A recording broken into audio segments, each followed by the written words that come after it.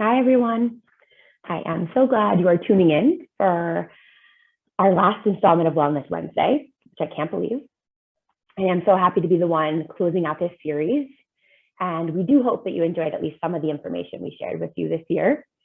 I also need to thank our counselors for taking time to graciously share their wisdom with you over the past couple months.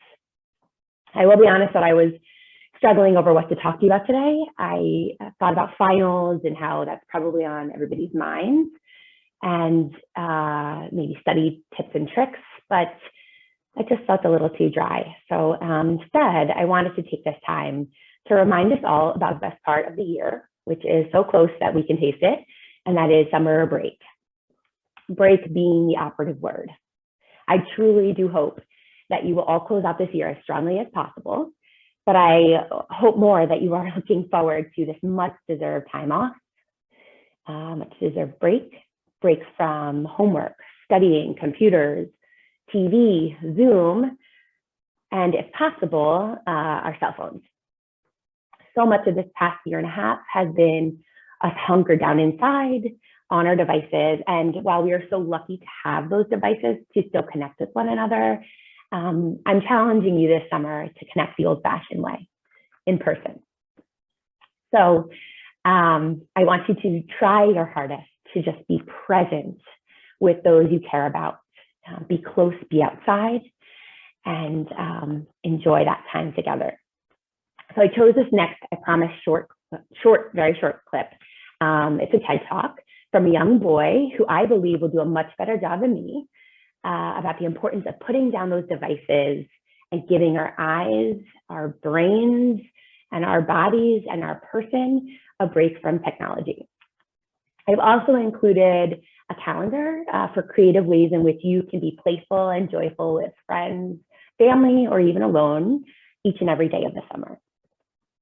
So please, please, please have a great rest of your school year.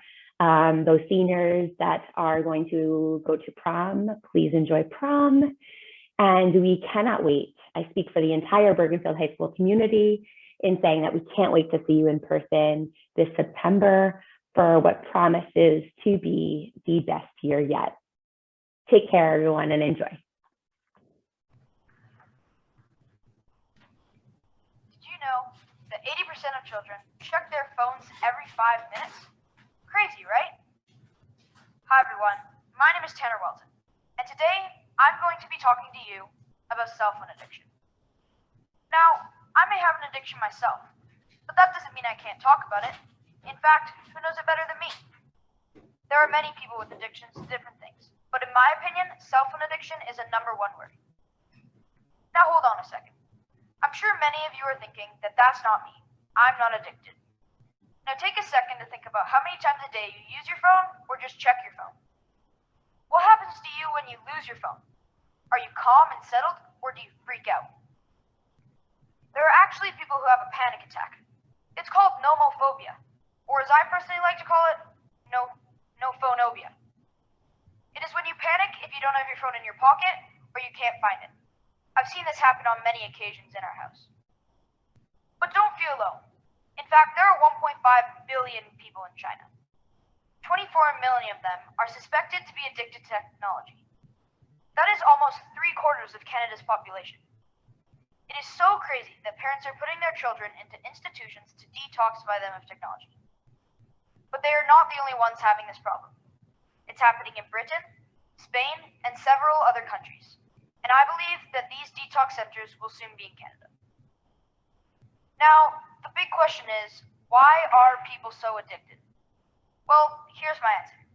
Take social media for an example. Every single time you post a photo, let's say in the matter of 10 seconds, you get 4 likes. Well, those 4 likes may be small, but it affects your mind in a huge way. Those 10 seconds of happiness sends a message to your brain saying, I want more. So then you post another photo and another photo just to see how many likes you get.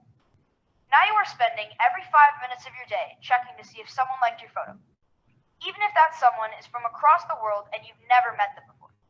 That sounds like a pretty big waste of a day to me.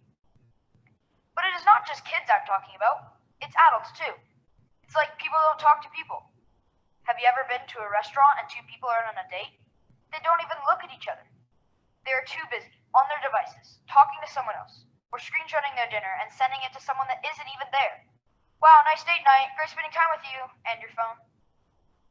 It's like we live in a virtual world, where we can't even feel comfortable with the people we love. We are always looking at or thinking about what other people are doing. There is another aspect of this attachment to technology. We don't even talk to each other in the same household. For instance, some families text each other in the same house. Why don't they just talk to each other? Is it too far away to go up and down 3 floors? But hey, we still have a generation of people who use the landline to communicate. I swear, every time our phone rings at home, I know exactly who it is. Telemarketers or my 70-year-old grandparents. They just learned how to use a phone.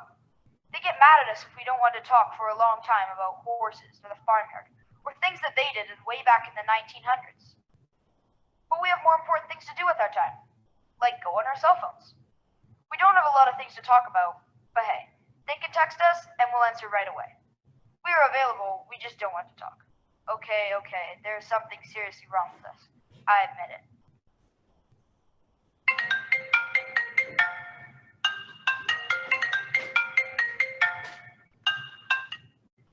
Hey, what's up?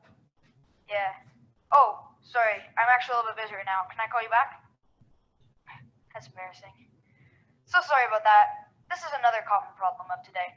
It's called phubbing. It is a word used to describe when people pay more attention to their device than the people right in front of them. Has that ever happened to you? Sometimes when I'm not allowed to take my phone to school, or I forget it, my day is drastically different.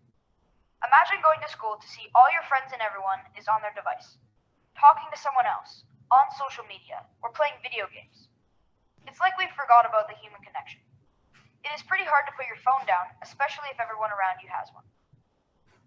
Speaking of human connection, did you know that there are actually signs set up at my local hockey rink to tell people to put their phone away so they can pay attention to their own kid playing hockey? But there's another aspect. It's the sleep.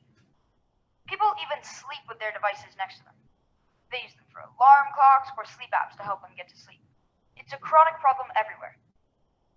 Did you know that the blue light actually affects the release of melatonin in your brain? You need this to tell your brain to rest. That is why some people are so high energy before bed. Having your phone beside your bed has side effects like digital eye strain, increased illnesses, and even car accidents due to lack of sleep. People today even drive with their cell phones. They are too busy worried about what someone has to say on their phone rather than paying attention to the road. And I do think we have reason to worry, as cell phones are responsible for a lot of car accidents. Here's a quick fact.